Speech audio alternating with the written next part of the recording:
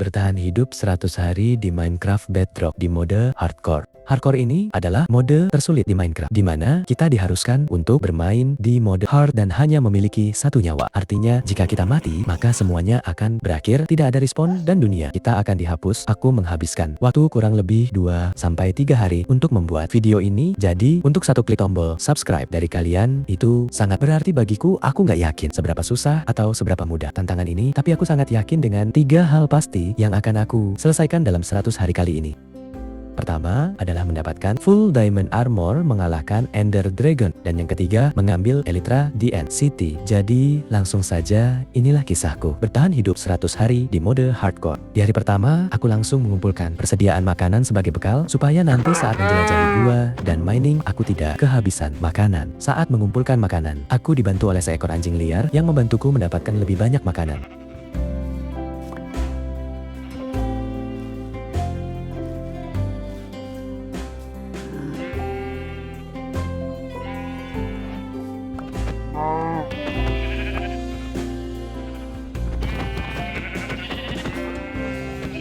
Setelah merasa persediaan makananku sudah cukup, aku mulai menebang kayu untuk membuat peralatan.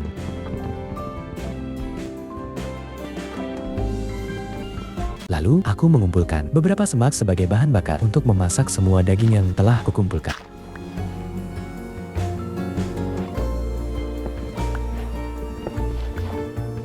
Setelah semua peralatan siap dan makananku sudah matang, aku memastikan semuanya sudah cukup untuk memulai perjalanan yang lebih berbahaya tanpa membuang banyak waktu. Aku langsung mulai menggali ke bawah untuk mencari iron, diamond, dan berbagai sumber daya penting yang akan kubutuhkan untuk bertahan hidup di hari-hari berikutnya. Tidak lupa menambang semua coal yang kutemukan agar nantinya bisa digunakan sebagai bahan bakar untuk memasak makanan, melebur iron, dan membuat banyak obor untuk menerangi gua.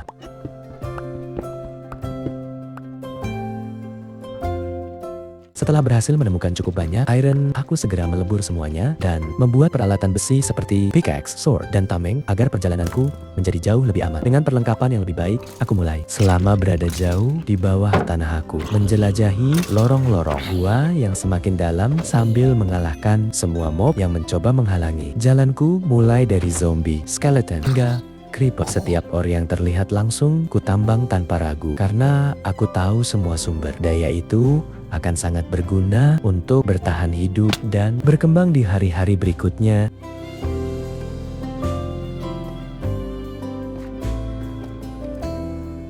Di tengah perjalanan, aku melihat 2 glow squid yang sepertinya lagi pacaran. Pemandangannya cukup menghibur sebelum akhirnya aku kembali fokus menjelajah gua. Tidak lama kemudian, usahaku terbayar karena akhirnya aku menemukan diamond pertamaku. Beberapa saat setelah itu, aku juga melihat seekor skeleton yang kelihatannya lagi ngambek sama pacarnya. Entah kenapa, dia langsung melampiaskan emosinya kepadaku dengan terus menembakkan panah.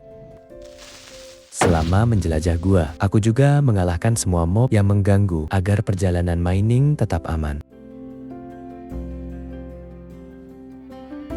Saat mencoba menyeberangi lautan lava, aku sempat mengalami momen yang hampir membuat petualanganku berakhir. Untung saja aku masih sempat menyelamatkan diri.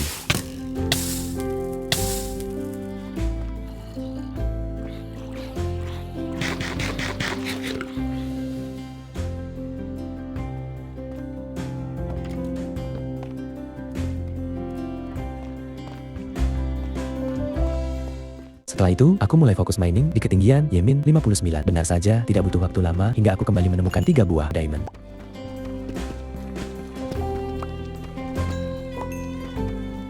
Aku langsung membuat sebuah diamond pickaxe agar bisa menambang obsidian untuk persiapan menuju tahap berikutnya.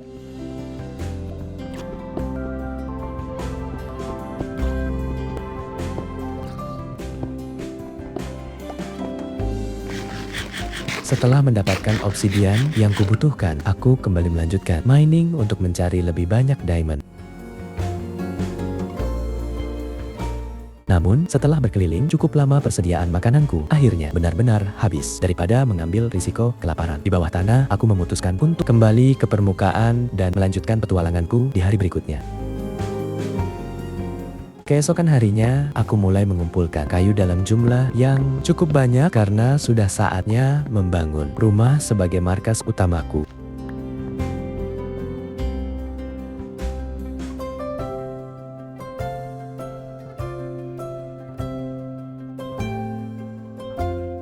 Setelah itu, aku menanam sugarcane dan wheat yang sebelumnya sudah kukumpulkan agar nantinya memiliki sumber makanan dan bahan crafting yang bisa diperbarui tanpa harus terus mencarinya.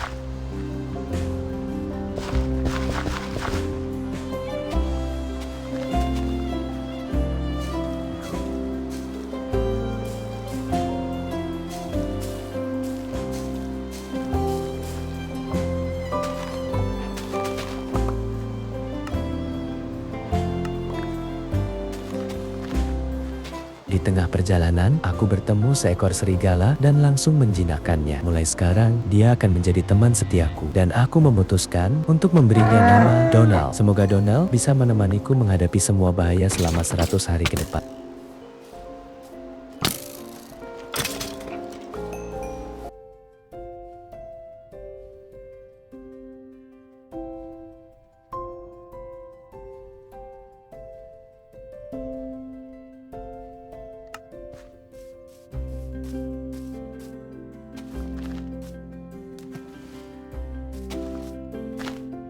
Selanjutnya, aku membuat cobblestone farm sederhana supaya tidak perlu repot-repot menambah batu setiap kali membutuhkannya.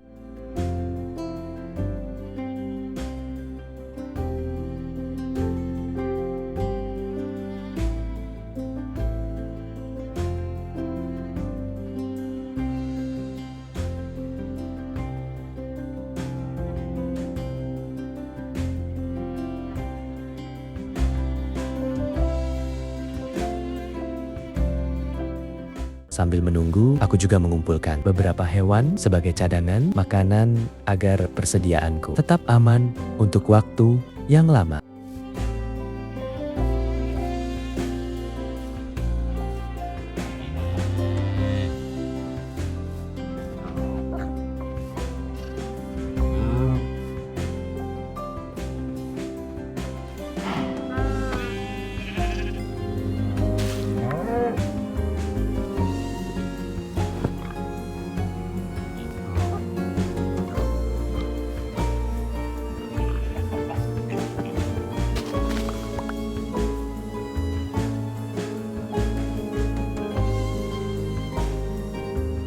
Waktu terus berlalu hingga akhirnya memasuki hari ke-14. Di hari itu, aku mulai membangun rumah impianku. Prosesnya memakan waktu cukup lama, jadi aku percepat saja supaya kalian tidak bosan menontonnya.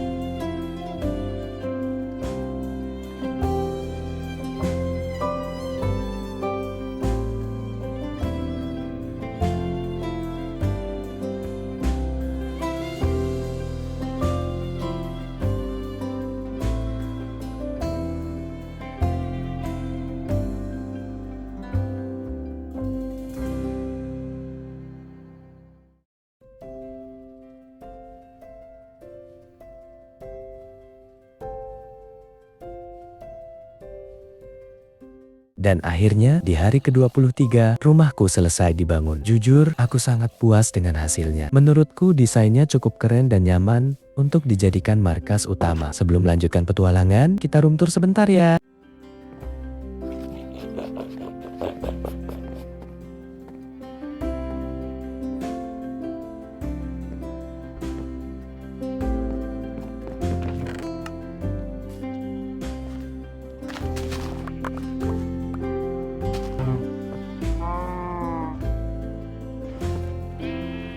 Setelah rumah selesai, target berikutnya adalah membuat mob farm. Farm ini sangat penting karena nantinya bisa memberiku banyak XP dan berbagai item dari mob tanpa harus mencarinya satu persatu.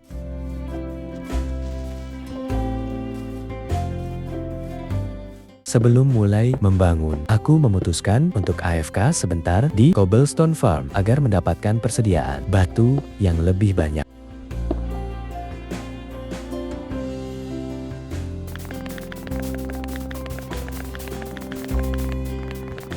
Setelah kurasa jumlahnya sudah cukup, aku menyiapkan semua bahan yang diperlukan. Nah, inilah kira-kira semua material yang kubawa untuk membangun mob farm. Tanpa berlama-lama lagi, aku langsung menuju ke tengah laut karena lokasi itu paling cocok agar mob farm bekerja lebih efektif.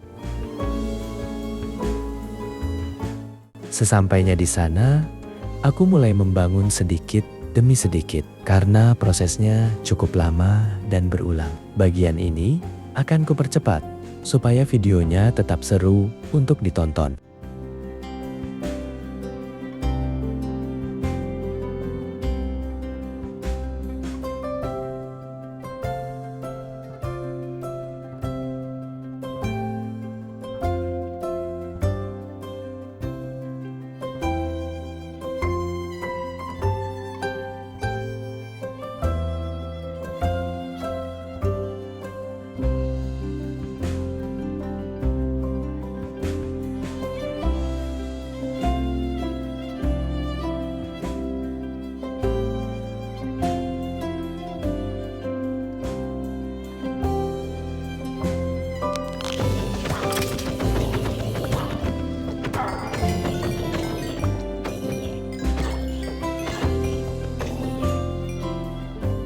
Setelah semua kebutuhan dasar terpenuhi, aku mulai membuat ancient room agar semua peralatanku bisa menjadi jauh lebih kuat. Aku mengumpulkan level dari mob farm dan menggunakan semua resource yang sudah kukumpulkan untuk mendapatkan enchant terbaik. Memang tidak langsung mendapatkan insan yang sempurna.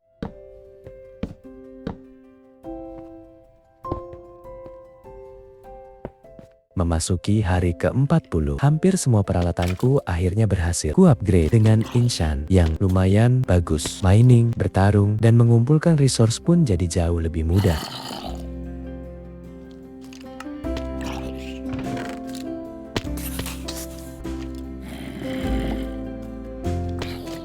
Selama menggunakan mob farm, aku juga berhasil mendapatkan banyak sekali item, mulai dari gunpowder, string, rotten flesh, hingga tulang yang jumlahnya menumpuk. Setelah merasa hasilnya sudah cukup, aku memutuskan untuk pulang ke rumah. Tentu saja, aku tidak lupa membawa semua tulang yang kudapatkan untuk diubah menjadi bone meal, karena sudah memiliki fortune ketiga di Hope. Aku penasaran seberapa besar hasil panennya. Ternyata hasilnya benar-benar banyak. Jumlah tanaman yang kudapat jauh lebih banyak dari biasanya. Jadi, semua usahaku membuat enchant banner-banner terasa manfaatnya. Sambil memanen, aku juga memberi makan semua hewan ternakku agar populasinya terus bertambah. Dengan begitu, aku tidak perlu khawatir kehabisan persediaan makanan untuk hari-hari berikutnya. Melihat area sekitar rumah masih terlihat berantakan, aku memutuskan untuk membangun sebuah area pertanian yang lebih rapi dan teratur. Selain membuat hasil panen lebih mudah diambil, tempat ini juga akan mempercantik tampilan markasku. Proses pembangunannya memakan waktu cukup lama, jadi bagian ini akan kupercepat supaya videonya tetap seru untuk ditonton.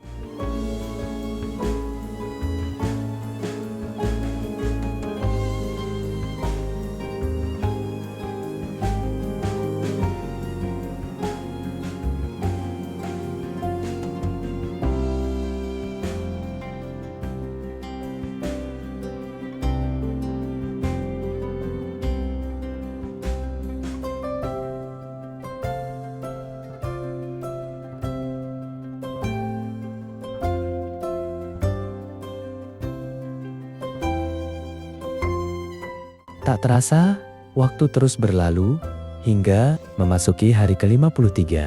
Akhirnya, area pertanianku selesai dibangun agar tempat ini tidak terlihat kosong. Aku juga menambahkan sebuah windmill di samping ladang sebagai hiasan. Menurutku, hasil akhirnya benar-benar keren. Sekarang markasku terasa jauh lebih hidup, rapi, dan estetik. Jujur saja, ini menjadi salah satu bangunan favoritku sejauh ini.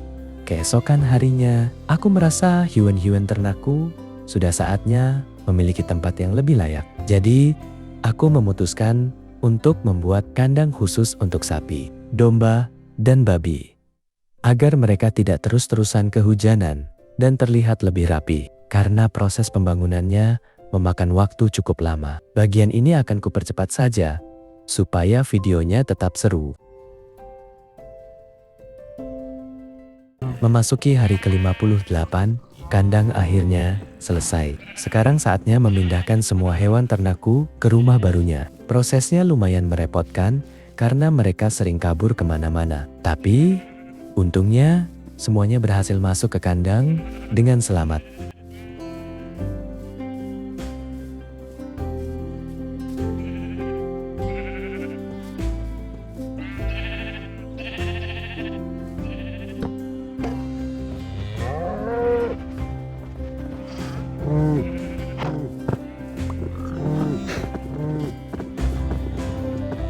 Setelah itu, aku juga memanen semua tanaman yang sudah matang.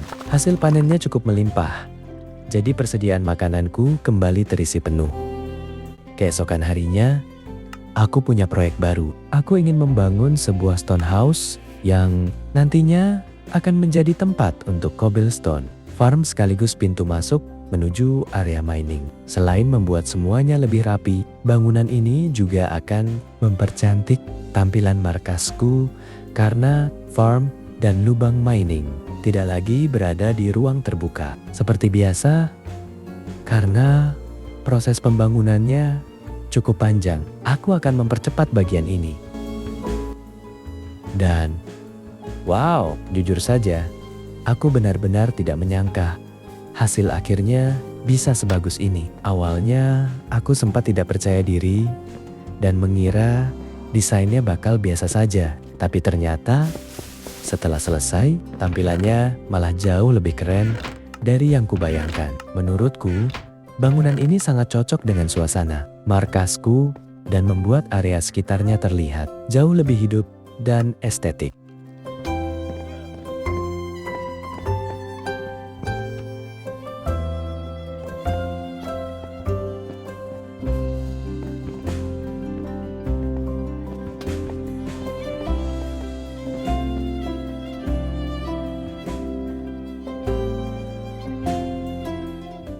Setelah semua bangunan utamaku selesai, aku merasa markasku masih terlihat sedikit kosong. Karena itu, aku memutuskan untuk mulai mempercantik area sekitarnya agar suasananya terasa lebih hidup dan nyaman. Hal pertama yang kulakukan adalah membuat jalan setapak yang menghubungkan setiap bangunan. Dengan begitu, markasku terlihat jauh lebih rapi dan enak dipandang. Setelah jalan selesai, aku mulai membuat beberapa custom tree sebagai hiasan agar suasananya terasa lebih alami dan tidak monoton. Aku juga menambahkan beberapa lampu jalan di sepanjang jalur supaya markasku tetap terang saat malam hari. Selain berfungsi sebagai penerangan agar mob tidak mudah muncul, lampu-lampu ini juga membuat suasana markasku menjadi lebih hangat dan estetik. Sebagai sentuhan terakhir, aku memindahkan sarang lebah ke area sekitar pertanian. Sekarang lebah itu bisa berterbangan di sekitar bunga dan membuat markasku terasa lebih hidup. Jujur saja, setelah semua dekorasi ini selesai, aku semakin puas dengan hasilnya. Memasuki hari ke-71, akhirnya aku memutuskan untuk membuat portal menuju Nether. Sebelum masuk, aku tidak lupa menghias area portal agar tampilannya lebih keren dan tidak terlihat polos. Setelah semuanya selesai, tanpa membuang waktu, aku langsung memasuki Nether. Tujuan utamaku kali ini adalah mencari Nether Fortress karena aku membutuhkan banyak Blaze Rod untuk membuat Eyes of Ender dan mempersiapkan perjalanan menuju End.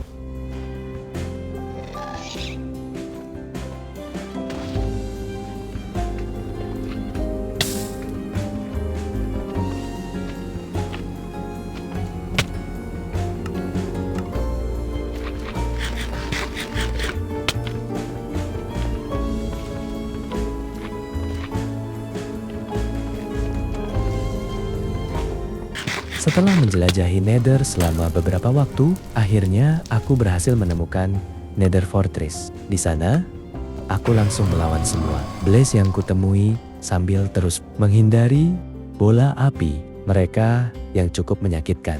Pertarungannya lumayan menegangkan, tetapi akhirnya aku berhasil mengumpulkan beberapa Blaze Rod yang kubutuhkan. Setelah merasa jumlah Blaze Rod sudah cukup, aku kembali melanjutkan perjalanan menyusuri Nether. Kali ini targetku adalah mencari Warped Forest supaya lebih mudah menemukan Enderman dan mengumpulkan Ender Pearl.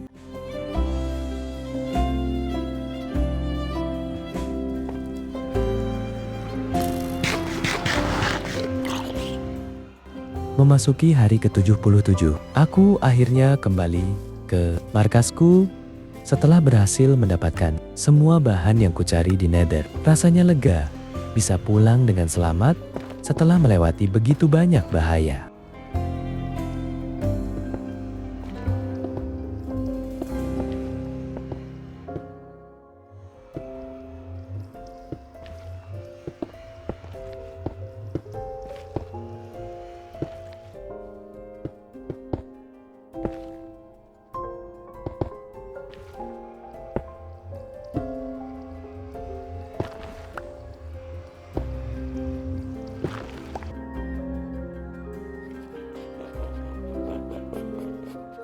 Sesampainya di rumah, hal pertama yang kulakukan adalah memanen semua tanaman yang sudah siap dipanen. Hasilnya lumayan banyak dan cukup untuk mengisi kembali persediaan makanan. Karena mulai merasa bosan memanen sugarcane secara manual, aku memutuskan untuk membangun farm sugarcane otomatis. Dengan farm ini, nantinya proses mengumpulkan sugarcane akan jauh lebih mudah dan efisien, sehingga aku bisa menghemat banyak waktu untuk fokus pada proyek-proyek lainnya. Seperti biasa, proses pembangunannya cukup memakan waktu, jadi bagian ini akan kupercepat, supaya videonya tetap seru untuk ditonton. Tak terasa, waktu terus berlalu, hingga memasuki hari ke-92, akhirnya aku berhasil menyelesaikan bagian eksterior farm tersebut. Sebenarnya masih ada beberapa detail kecil yang ingin kutambahkan, tetapi karena waktu menuju hari ke-100, sudah semakin mepet. Aku memutuskan untuk menyelesaikannya sampai di sini terlebih dahulu. Aku mulai menyiapkan semua peralatan yang akan kubawa untuk menghadapi pertarungan terakhir melawan Ender Dragon. Tanpa membuang waktu, aku langsung menggunakan Eyes of Ender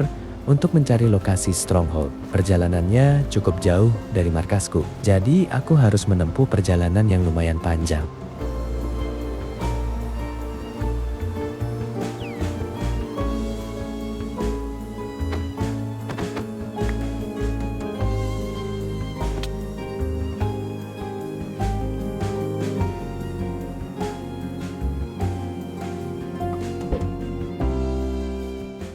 Setelah sekian lama mengikuti arah dari Ace of Ender, akhirnya aku menemukan titik lokasi stronghold. Aku langsung menggali ke bawah, mengikuti titik tersebut. Untungnya, aku sangat beruntung karena langsung tiba tepat di depan ruangan portal The End. Jadi aku tidak perlu repot berkeliling mencari portal di dalam stronghold. Sebelum memasuki portal, aku membuat sebuah portal Nether di dekat stronghold agar nantinya perjalanan pulang ke markas menjadi jauh lebih cepat.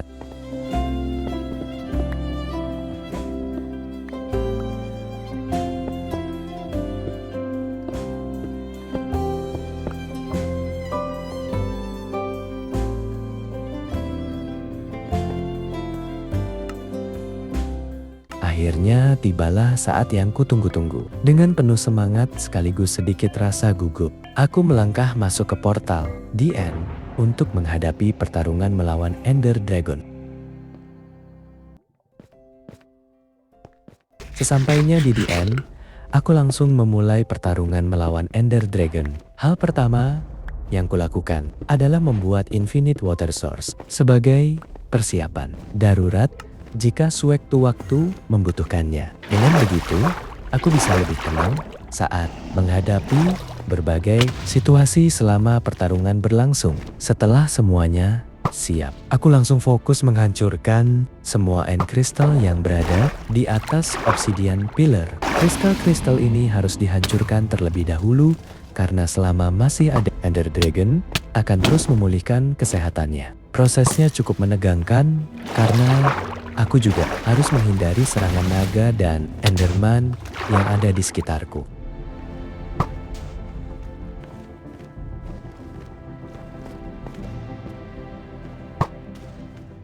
Begitu semua end crystal berhasil kuhancurkan, saatnya menyerang Ender Dragon secara langsung.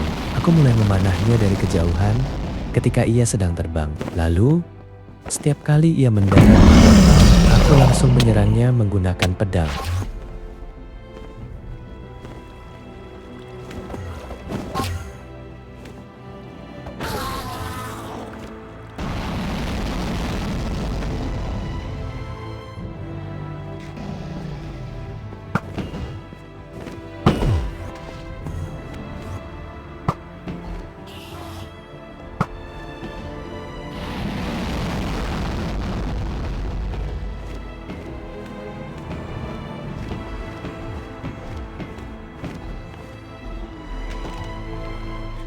Setelah beberapa kali memberikan serangan, akhirnya kesehatan Ender Dragon habis.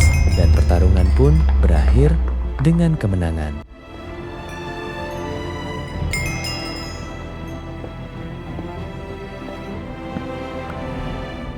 Tentu saja, aku tidak lupa mengambil Dragon Egg sebagai hadiah sekaligus bukti bahwa aku berhasil mengalahkan bos terakhir di dunia, Minecraft.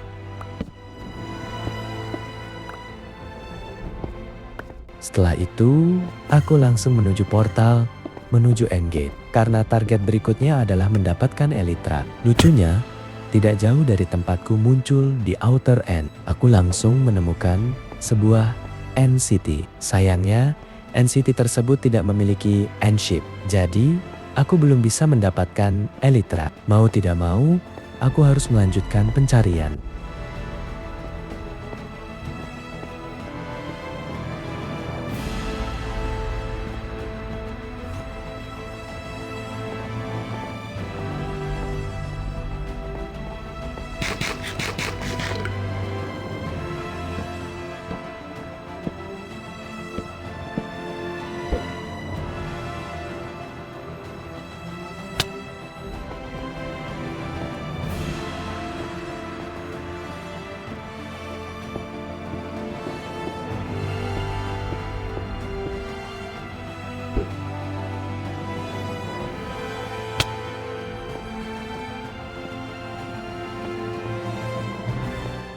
Untungnya, tidak butuh waktu terlalu lama hingga aku menemukan End City lainnya. Kali ini, aku langsung melihat End Ship di samping bangunannya. Tanpa berpikir panjang, aku segera membangun jalan menggunakan blok untuk mencapai kapal tersebut. Sesampainya di atas, aku langsung mengambil Elytra yang selama ini kuincar. Selain itu, aku juga mengumpulkan semua loot yang ada di dalam peti karena sayang kalau dilewatkan.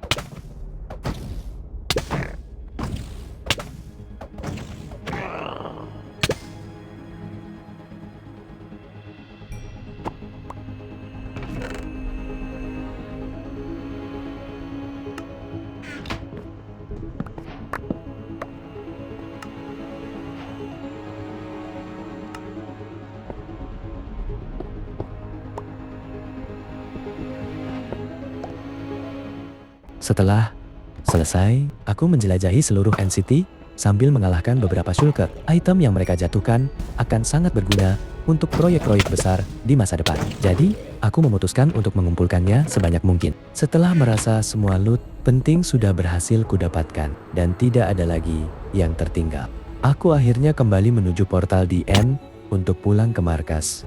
Dengan Elytra di tangan, petualanganku kini akan menjadi jauh lebih mudah.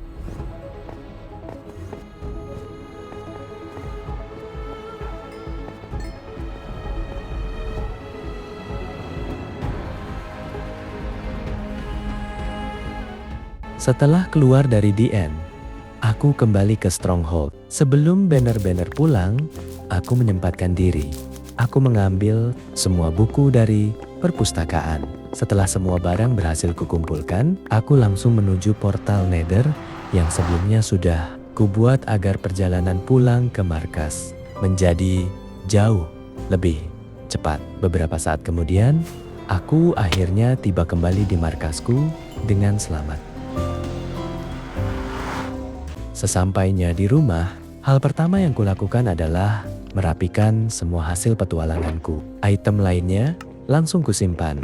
Setelah semua beres, aku melanjutkan proyek terakhirku, yaitu menghias bagian interior farm sugarcane otomatis agar tampilannya lebih menarik. Tanpa terasa, waktu terus berlalu hingga akhirnya tiba di malam hari ke-99. Aku berhenti sejenak dari semua pekerjaanku dan berdiri di tengah markas sambil melihat satu persatu bangunan yang sudah berhasil kubangun selama perjalanan ini. Setelah puas menikmati suasana markasku di hari ke-99, aku pun kembali ke rumah, berbaring di tempat tidur dan mengakhiri hari itu. Jadi, itulah kisahku bertahan hidup selama 100 hari di Minecraft Bedrock Hardcore. Perjalanan ini dipenuhi dengan begitu banyak tantangan, keberuntungan, dan momen-momen yang tidak akan pernah kulupakan. Mulai dari hari pertama, saat mencari makanan. Hingga akhirnya berhasil mencapai hari ke-100. Terima kasih banyak untuk kalian yang sudah menemani dan mendukung perjalananku dari hari pertama sampai hari ke-100. Kehadiran dan dukungan kalian benar-benar berarti bagiku dan menjadi semangat untuk terus membuat konten yang lebih baik lagi. Kalau kalian menikmati video ini, jangan lupa berikan like, subscribe, dan nyalakan lonceng notifikasi supaya tidak ketinggalan petualangan berikutnya. Sekali lagi, aku mengucapkan terima kasih yang sebesar-besarnya kepada kalian semua. Semoga kita bisa bertemu lagi di petualangan berikutnya. Sampai jumpa dan selamat tinggal.